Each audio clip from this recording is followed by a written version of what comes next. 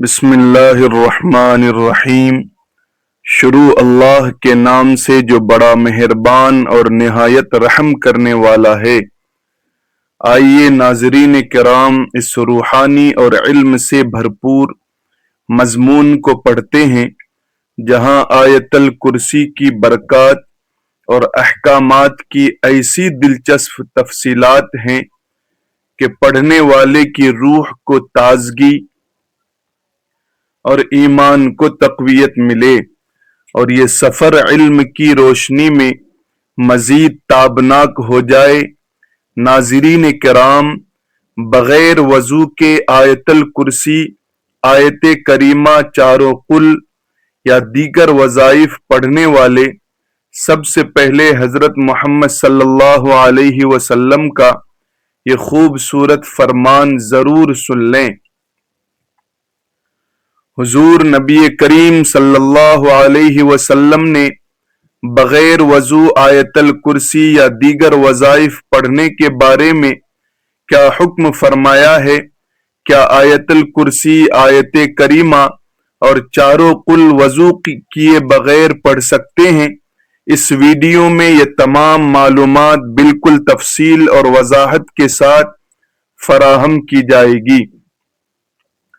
لیکن پہلے یہ جان لیجئے کہ اگر آیت الکرسی کو وضو کرنے کے بعد اس کی تلاوت کریں تو اللہ تبارک و تعالی پڑھنے والے کو 40 سال کی عبادت کا ثواب عطا فرماتا ہے، 40 درجے بلند کرتا ہے اور 40 حوریں عطا کرتا ہے۔ اگر آیت الکرسی کو پڑھ کر مرحومین کو ہدیہ کر دیا جائے تو اللہ تبارک و تعالی فرشتوں کو حکم دیتا ہے کہ اس کے لیے قیامت تک تسبیح کریں، 60 انبیاء کا ثواب عطا کرتا ہے۔ اس کی قبر میں 40 شمعیں داخل کرتے ہیں جس کا نور مشرق سے مغرب تک پھیل جاتا ہے۔ اس نور سے اس کی قبر وسیع ہو جاتی ہے۔ سبحان اللہ۔ ایک مرتبہ ایک شخص امیر المؤمنین حضرت علی رضی اللہ تعالی عنہ کے پاس آیا اور بتایا کہ اس کے بدن اور مثانے سے پیلا پانی نکلتا ہے، اس کا کوئی علاج ہے؟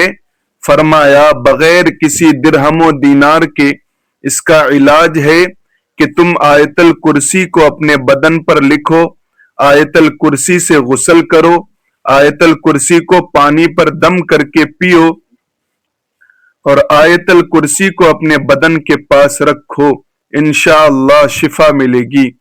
حاجات کے لیے 41 مرتبہ آیت الکرسی پڑھو۔ ٹانگوں میں درد کے لیے آیت الکرسی پڑھ کر اپنے ٹانگوں پر مسح کریں، اس سے چلتے وقت درد نہیں ہوگا۔ آنکھوں کی نظر کم نہ ہونے کے لیے 70 مرتبہ آیت الکرسی پڑھیں۔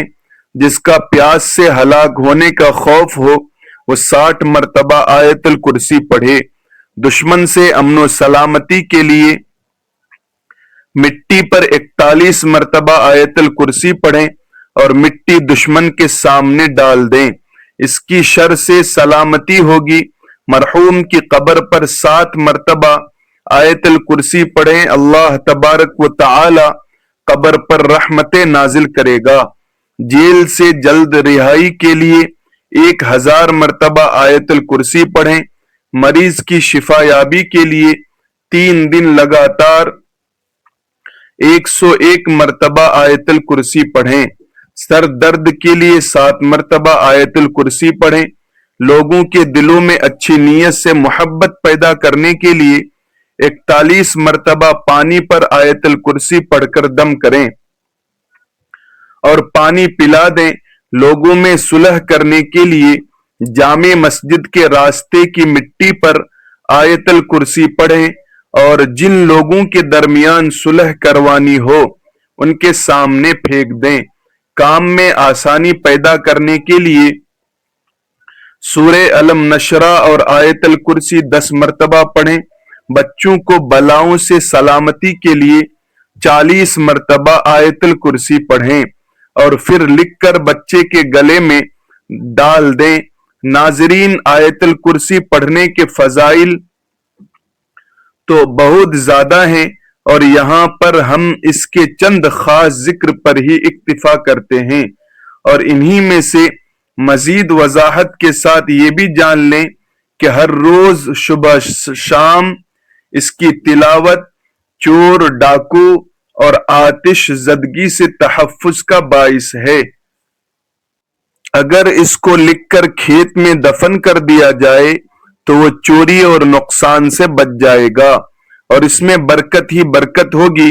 ہر روز فرض نماز کے بعد اس کا پڑھنا سانپ، بچھو اور جن و انس کے شر سے بچاؤ کا سبب ہے۔ اس کو گھر میں لکھ کر رکھنا چوری سے بچاؤ کا سبب ہے۔ اگر اسے لکھ کر دکان میں رکھا جائے تو اس میں خیر و برکت ہوگی انشاءاللہ۔ ہر شخص کا سوتے وقت اس کا پڑھنا فالج سے حفاظت کا باعث ہے۔ نبی کریم صلی اللہ علیہ وسلم سے منسوب ایک روایت میں ہے کہ جو شخص ہر فرض نماز کے بعد آیت الکرسی کی تلاوت کرے گا، خدا اس پر نگاہ رحمت کرے گا اور آسمان سے ایک فرشتہ بھیجے گا جو ان کی نگہبانی کرے گا۔ دوسری جگہ وارد ہوا ہے کہ جو شخص آیت الکرسی پڑھے گا وہ اس شخص کی طرح ہوگا جس نے پیغمبروں کے ساتھ رہ کر جہاد کیا ہو اور شہید ہوا ہو، موت کے بعد بلا فاصلہ جنت میں جگہ ملے گی۔ اس کے علاوہ فقر و فاقہ دور ہوتا ہے، خدا کی طرف سے امان نامہ ملتا ہے، رزق میں وسعت ہوتی ہے اور خدا اپنے فضل سے اس کے مال میں اضافہ کرتا ہے۔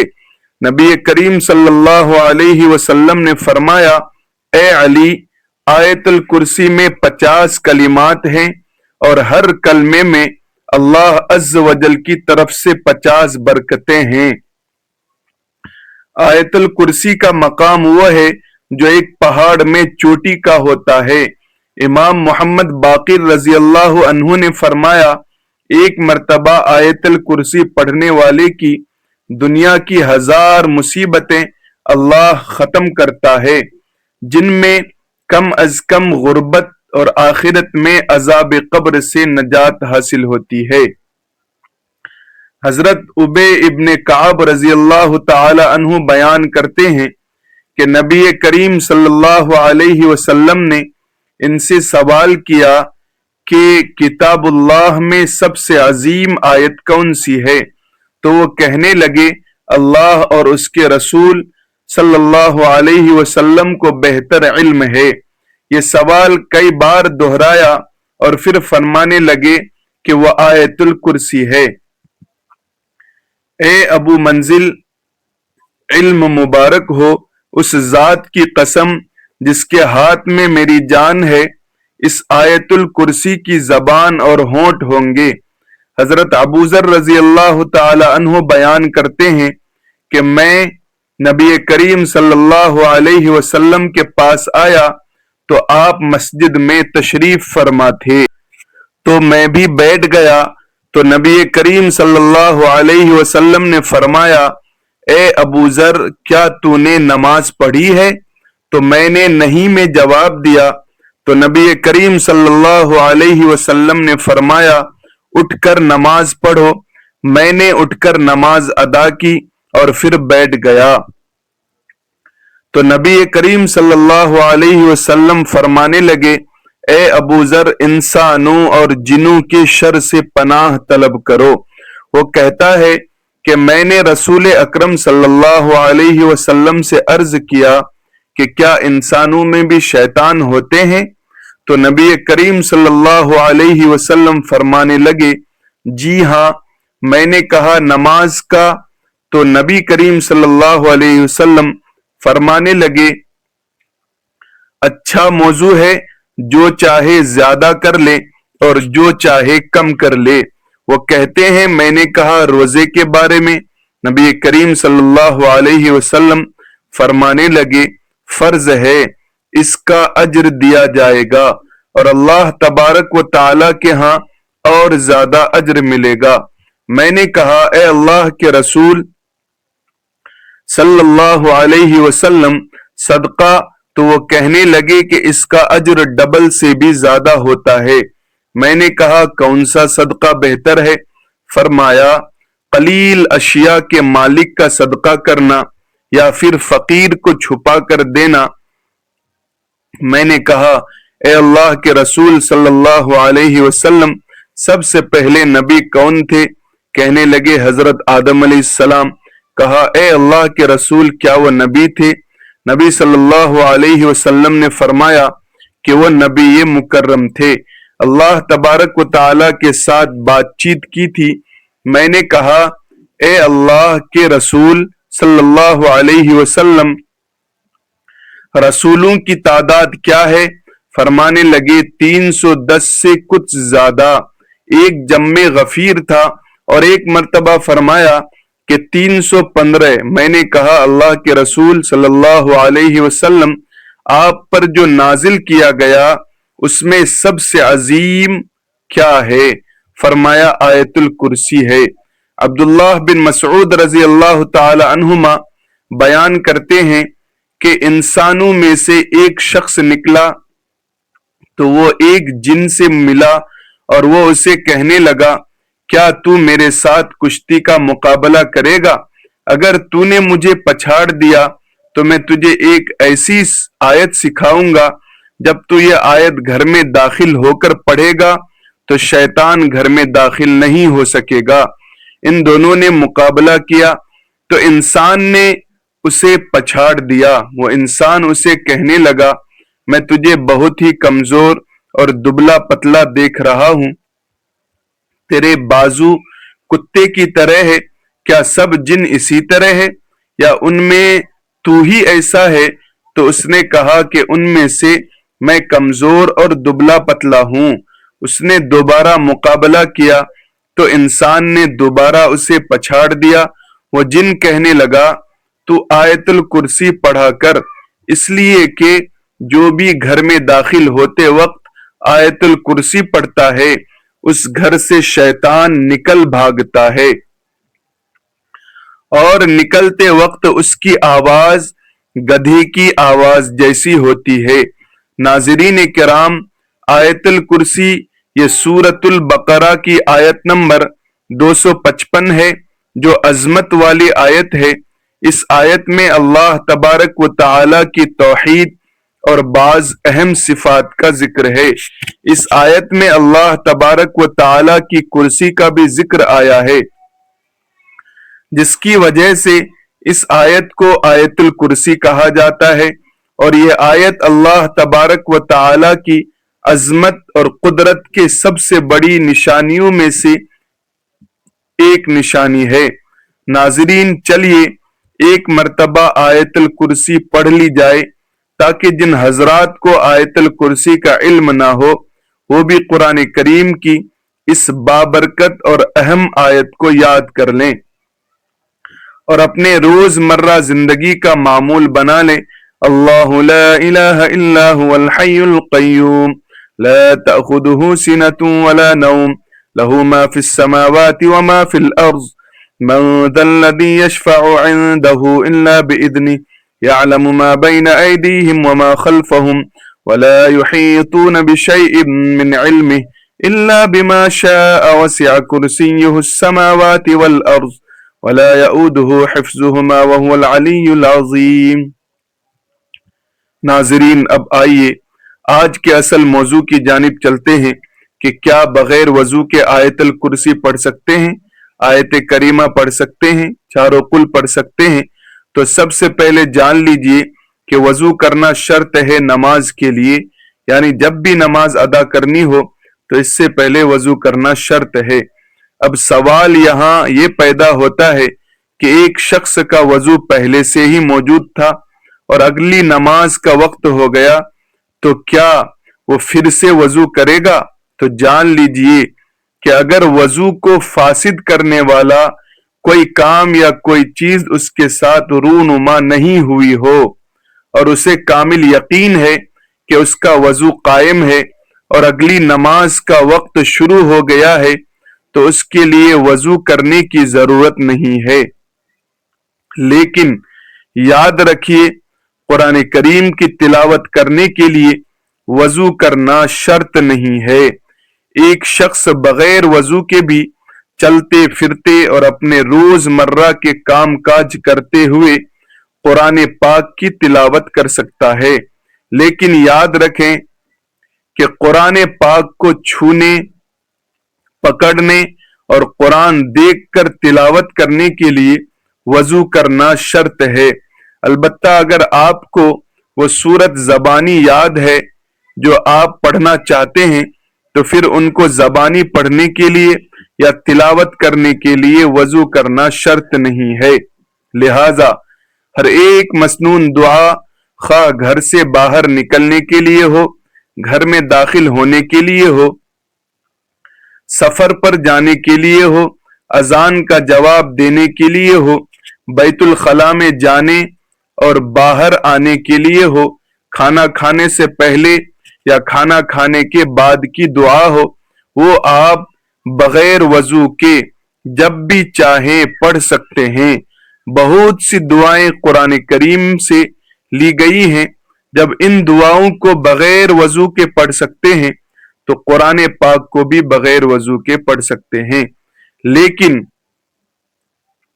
जब जबानी पढ़ना हो, अब ये भी जान लीजिए कि क्या नापाकी की हालत में आयतल कुर्सी, आयत करीमा और चारों कुल पढ़ सकते हैं या नहीं पढ़ सकते।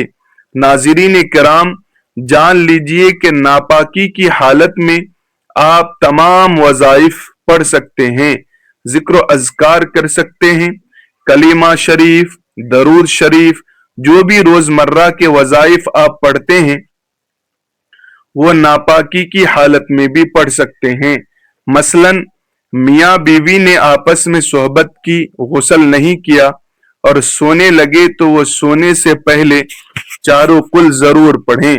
इसी तरह अगर औरत हालत हैज में है और जिक्र अज़कार करना चाहती हैं, मसलन चारों कुल या दरूद पाक या कोई दीगर वज़ाइफ पढ़ना चाहती हैं, तो बगैर किसी तरद्दुद और पूरे यकीन इत्मीनान के साथ पढ़ सकती है, ये अमल कर सकती है।